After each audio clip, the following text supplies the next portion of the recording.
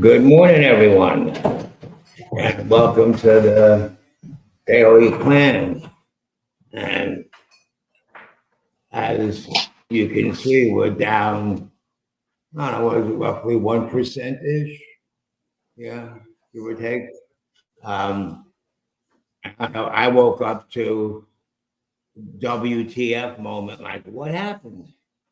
I woke up kind of early, and we were messing around there, 6,800. Well, no, we're messing around on E-mini. Let me find the E-mini for a second. I didn't put the E-mini string in, but yeah, we were messing around up here around 68.20-ish. And then we kind of, I figured that we had to retest 6,800 round number just because that's just the way these things seem to want to work. And we did, we undercut it, we claimed, so now we're at 6,800 on ES. And sure, we'll talk about ES and futures in a minute. But from SPX point of view, we haven't really been able, once we broke 6,800, pretty much straight crescendo down, and haven't been able to reclaim. We have to get up here a little bit. I'll show you why this area is so important in a minute. Good morning. When we look at the gamma setup. Before we do that, let's take a look at volatility. This one, not that one, not that one. Volatility dashboards. Here we go. This one is good enough. Okay. All right, I'm back, Doc. So, sorry about that. Somebody might be bleeding in. So, what do we got going on here? So, I first want to show you what happened yesterday. Yesterday, no, that's not yesterday, excuse me. That's the overnight session. So, yesterday, vol got a little spicy. We went above 18.5. And where is this? Yeah. And unlike in previous times last week when we got a little spicy, where VVIX kind of hardly reacted, if we kind of look back, VVIX has just been kind of in the 101, 103. VVIX, we got a little bit reactive here. So what VVIX is, because I haven't been showing it.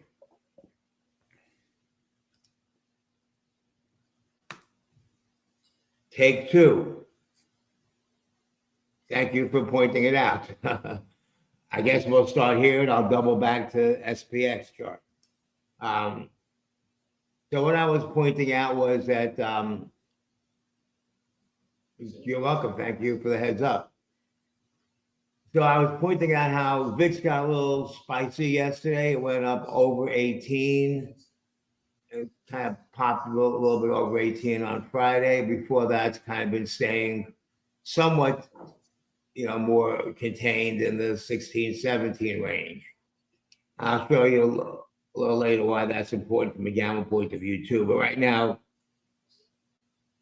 so like last week when VIX got a little spicy, VVIX, which is the volatility of VIX, it's the same calculation formula that they use to calculate the VIX. They just use it to calculate on VIX options. So it's the volatility of VIX, or how much demand there is for the VIX. And, 100 is a good reference point. When the market's normal-ish, it's in the 90s. You'll see different numbers floating out there, like 90 to whatever, 92 or 96, or 88 is normal, but that's based on long-term averages. When we had periods where VIX was, down in the, wasn't even bar mitzvah yet, where VIX was 12, 13, 14. But, recent history, VVIX in the mid 90s to 100 has been kind of where we've been, and we've been kind of we sort of stayed there last week, even when VIX got spicy. Like I said, VVIX didn't really budge. Yesterday was the first time that VIX popped and VVIX showed actually an outside move. It moved percentage-wise greater than VIX. Usually it moves less, like historically. So that was a bit of a concern. And VVIX was not going to trade. We're not going to have a number until the market opens, so we don't know. We also know that some large VIX trades came in yesterday. Some January's, some out of the money stuff, and some December.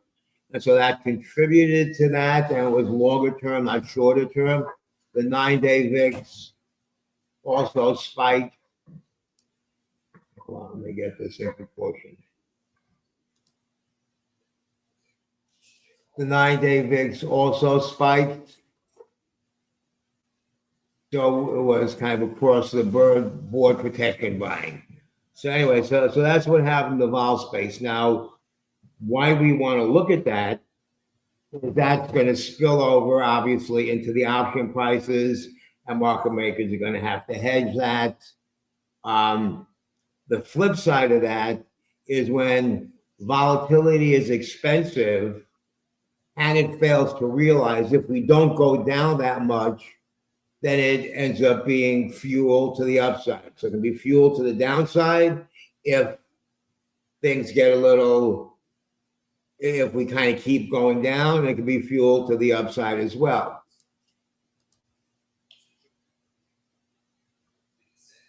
Let's go back to SPX. Whoops, I didn't mean to do that there. Okay, so let me go here.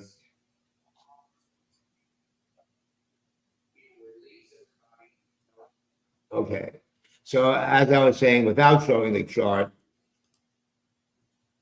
we were kind of trying to hang around this range here, a little bit below 6,800, which was 6,820-ish, 1520 on E-mini overnight. Then we finally kind of broke down and are trying to find a level. Now let me go. I'm going to switch gears and show you why I think this 6780 is real important. It's kind of the line in the sand. We'll kind of go through a systematic approach to the plan here. Why I think that's a line in the sand is, okay, quick reminder of what we're looking at, and this is option depth chart.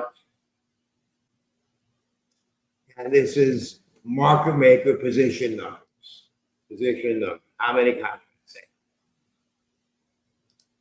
And to the right is market makers are long options, customers sold it.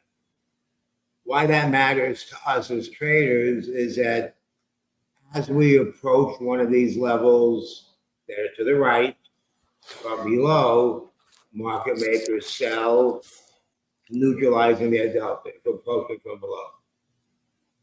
Market makers become too long, those customers sold them, so they bought them, so sold. They become too long, market makers sell. As we pull back, then they become too short somewhere, they have to buy, and obviously the bigger levels matter more than smaller levels. And that creates that feedback loop where we tend toward a bigger positive level, or on the bottom, the inverse as we go down. Market makers have to buy, but then as we go up, they sell and we get sucked toward the bottom. Okay, so we see we have this broad range between 6,800 to try to get over. Nice round number, we all know about it. And all the way down at 6,730 or 40, somewhere down here, where market makers would have to start buying. That's a pretty big range. Now let's look at these. This is market makers short, customer long. Customers are long puts. should we break below here and we're here now? And I submit that part of the downward was market makers having to hedge this exposure, and so they had a short. As we get down here towards below 67.80, then market makers have to short, and they hedge in the direction of the move, selling, selling, selling. And in theory, just based on what we're looking at, we could get sucked down in this direction, 67.50. Now, likely in the interim, people monetize this stuff, and the question is, do they roll them down? What happens to it? There's also all this expensive volatility that's been hedged in the whole profile that then if we stall or go up, then market makers have to buy back. So it creates this instability right here, right now in the index. Let's see. Oh yeah, I want to show you something else on the chart. Now, for all you price action TA people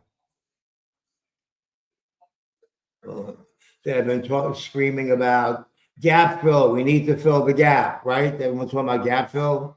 Well, it depends which one you want to fill. If you want to fill the Friday gap, 67.80, we filled it.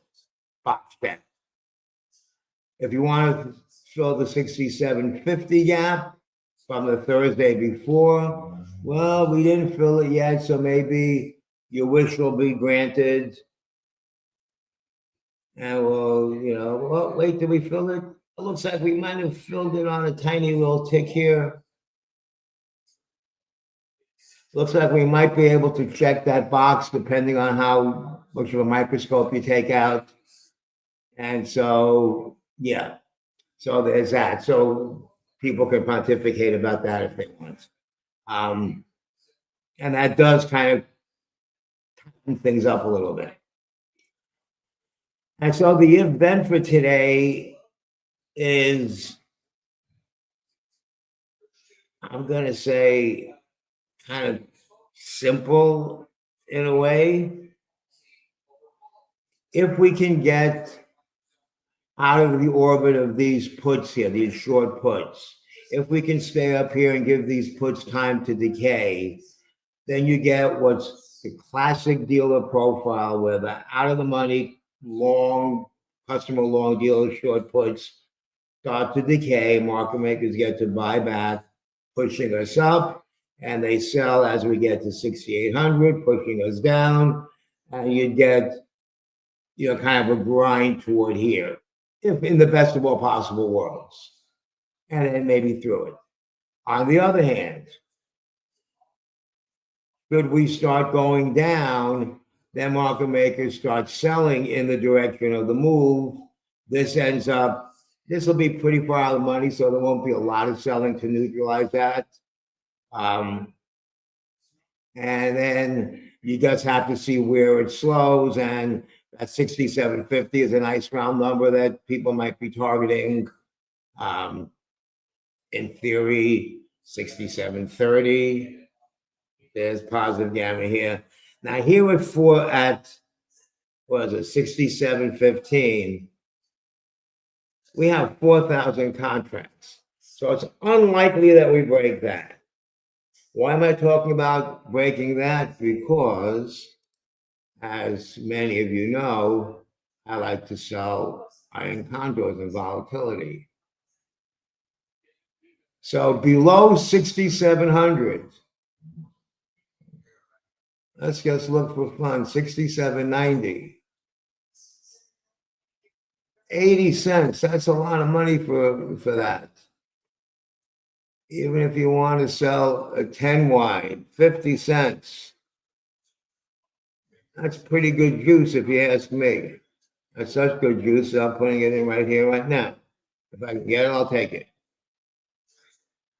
And so anywhere below 6,700, probably even below 67.10, 20. You might take some heat on the way down. I'm not saying you won't. But I think that's safe. Educational purposes. I'm explaining to you why it's safe. If we look at this, it's safe because we have all this stuff blocking it.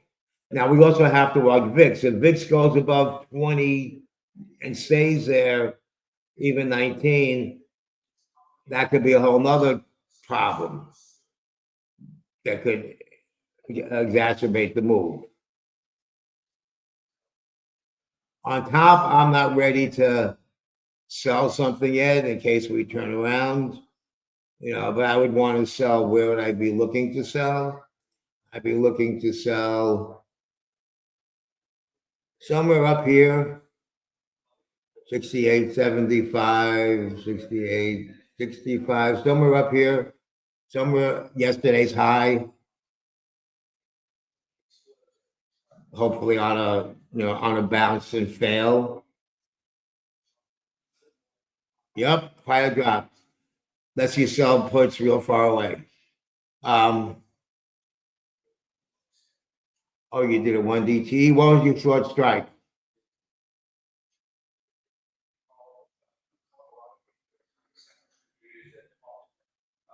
Hopefully it was below 6,800.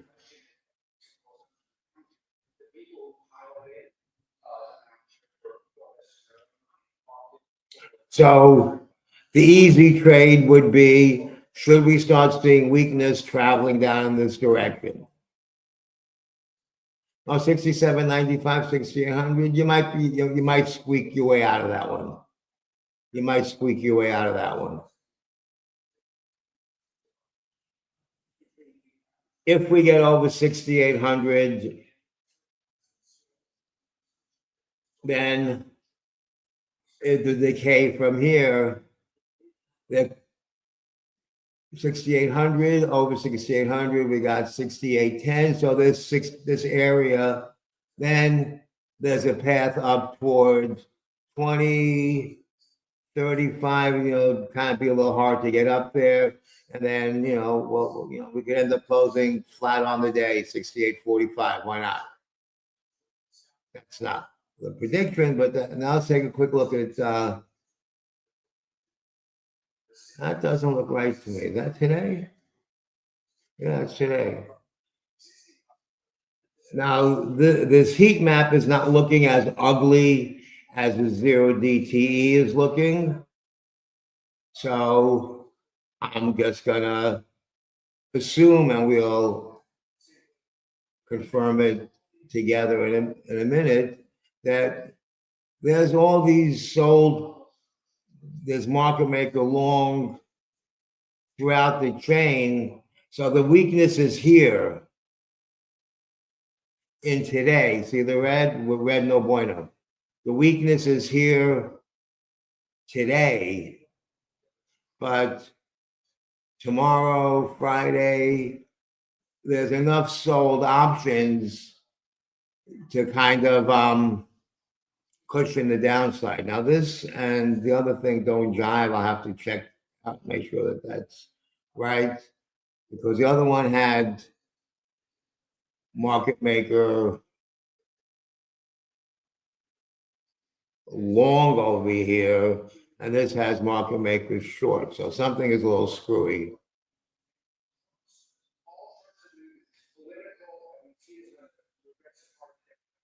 I'll have to double check that. So I'm seeing two different things in two different places. We'll talk about VIX for a second. And for the VIX, I like to put it on the customer side of the table. So it's easier to think, I believe, in terms of VIX, in terms of what you would do as a buyer of VIX. So here's customers, you, me, the institutions, hedgers, and to the right, the customers are long. So customers are long right here at 19, 17, and up here at 24. So if we get over this 19 and a half, we should stall out. But if not, the next real level is 22 to stop us. So we should kind of slow up in here, but over 20, 22 is the next stop. 19 and a half, 20 should be the end. And then if it is, then we kind of have this zone between 17 and 19 that we've been kind of hanging around in, where VIX can start to rest, which will then just bring down volatility, cause reflexive buybacks. On the other hand, if we get up to 22 and start going up, then it could get even uglier. And with that, I'm going to pull up the chart again and let Chewy do some talking. Good morning, everybody. First and foremost, today's going to be a day where I think my watch list or what I share here might change pretty quickly into the open. So keep an eye on the futures chat for any updates to what I'm saying. Big if then kind of trader. Right now, I think downside looks pretty clean and obvious. Actually, I'm looking at NQ. 1 second. Yeah, downside looks a bit obvious for me. I think continuing below 67.85 could be a long shot. Maybe we go back down there, but I don't know how much more room down we can see.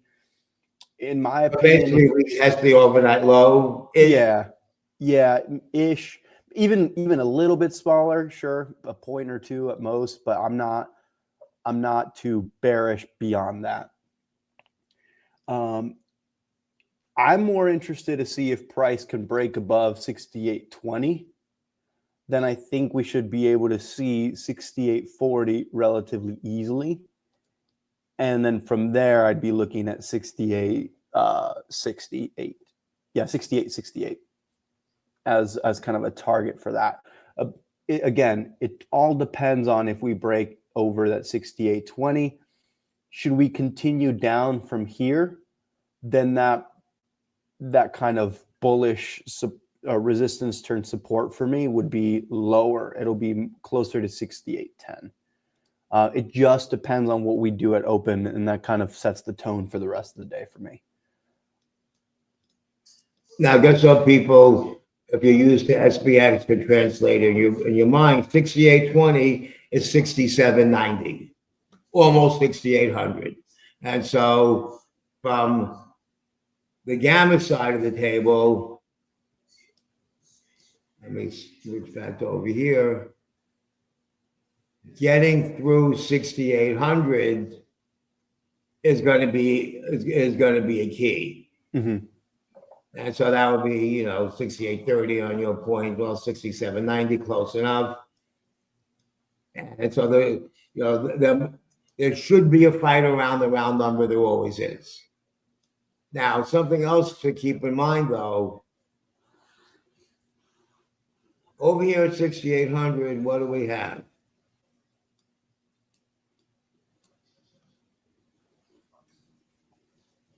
Oh wait, did this just flip on me? Oh no, this is customer side. That's why. No, that's market maker side. Huh? That's interesting. Did the positioning change a little? It looks like things flipped here. Market maker. I think something is screwed. Yeah. Okay. There you go. It didn't change back. So 6,800, we have 1,500 contracts. That's a lot, but opening print or first half hour, institution buys 1,000, 1,500 call debit spreads, 6,800, 68.25 or something. That totally eats this up, and it opens up this area that was resistance, opens it up to go up. On the other hand, if they start buying puts down here, that's another story, but those puts just look expensive. And then your next level was what, 40? From 68 20, yeah, to 40. Right, so 68, 40 would be 68.10. That's kind of where we would expect to stall out in this area. Now, I always like to play the fly game.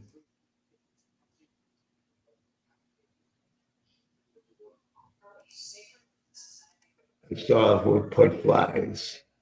Obviously, that's not where we're gonna.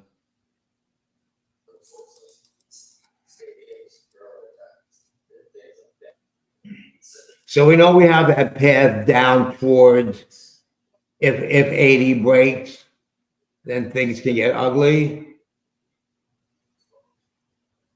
So Are you talking about SPX now? yeah, now I'm on SPX, yeah. Okay, yeah, if 67 80 breaks, I'd see 67 65 as my target. That sounds about right. Yeah. And so a 75, 65, 55 might be a good push, a good fly. Or you might even want to give yourself a little extra room here. 60, 6,700. I like the 75. 75, even a 15 wide, is it cheap enough? 15 wide for above 30. I think I would start with a 10 wide, a cheapie, and then go from there. And what I like about these is they're very forgiving. If we go up, then I'll go down from 65 cents to 50 cents. Okay, big deal. You always have time. And then if it looks like we're really going up, you could sell something in here and make it a broken wing by selling two of these, or asymmetrical by selling two of these or whatever. On top, that's where we might get, we might be able to get lucky, so to speak. So we're thinking of stalling, we might stall at 6,800, right? If we can get over 6,800, that's not bad for 80 cents right here. Or another way to think about this, I'm not ready to put that in yet, is if we go, let's just say we get hung up at 6,800. That's not a crazy idea either, right? 85 cents, that looks interesting. Getting hung up at 6,800. I like that. And I'm not saying either of these are something I'm going to hold to the end of the day. They may or may not be. And then I might even look at a second cheapie.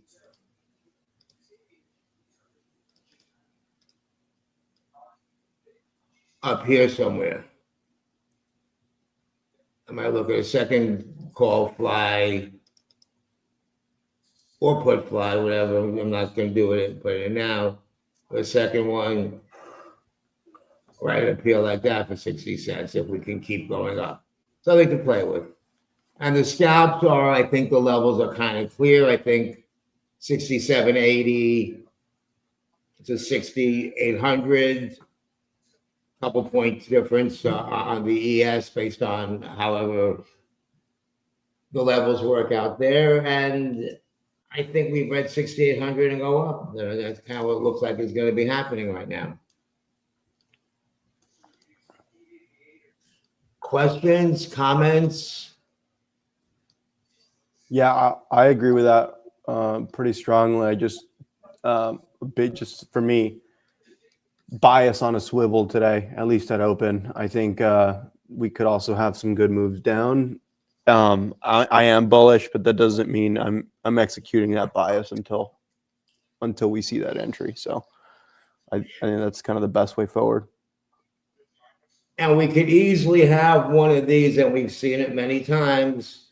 One of these, we open, we wobble a little bit, then we drop another 20 points from the open. And let's just say hypothetically, we get to the 67.50-ish area. and suddenly we turn around and get a V, and we end up, from there at 68.25 or something, Obviously, you have to watch the intraday flow. You have to watch volatility.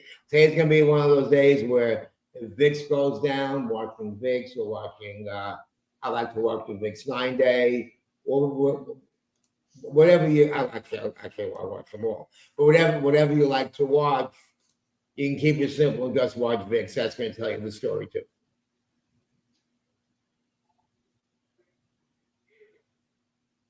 And yeah, I'm going to look to sell puts at the open, far enough away. I mean, the expected move is what? Let's think out loud, folks. The expected move is, yes, expected move is 39 points. All right, so 40 points. From here, so already down here, so 40 points from here. So where's here?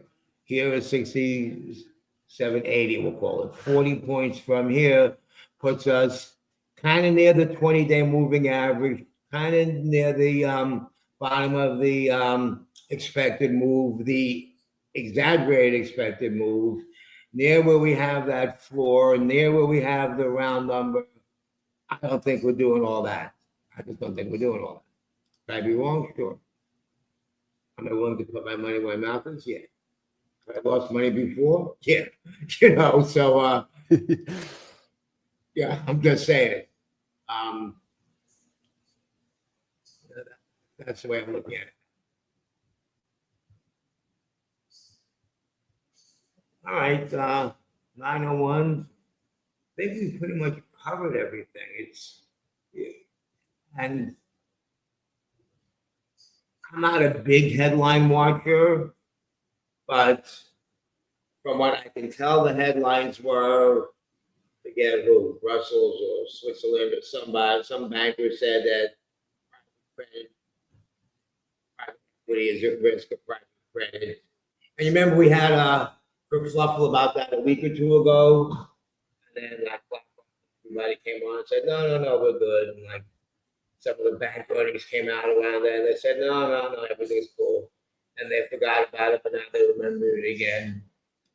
And between that and the only other headline I saw was China. China's giving some kind of subsidy to their AI companies, like energy subsidy, so that they can build out their infrastructure cheap and so they can compete with us, beat us, whatever. So that's the only other headline. And the structure was weak anyway, so it didn't take much to tip it over. And market makers are hedging in the pre-market. So when liquidity is thin, now we started going down. And it's the same thing with hedging the VIX. The VIX futures shot up over 20. Now liquidity is thin. We've seen this before. And then we tend to overshoot in the VIX in the pre-market compared to what we end up with, once the market opens and settles down.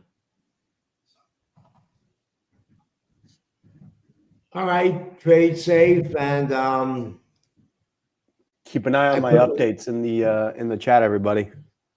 Okay, and I put the link in for the 3-month special, 3 months, 20% off, I think, whatever the number was, and 3 months pay monthly. It's through WHOP. It's easier for us to offer deals and to kind of package something through there versus through Substack, but also, or you can always subscribe to the Substack. It's got different payment options. And like I said before, the reason I say 3 months, it's going to take you 3 months. If you're new to VIX, to gamma, to get used to it, and give you time to kick the tires and to learn it, and then live long and prosper afterwards and make a lot of money. Okay, take care, everybody.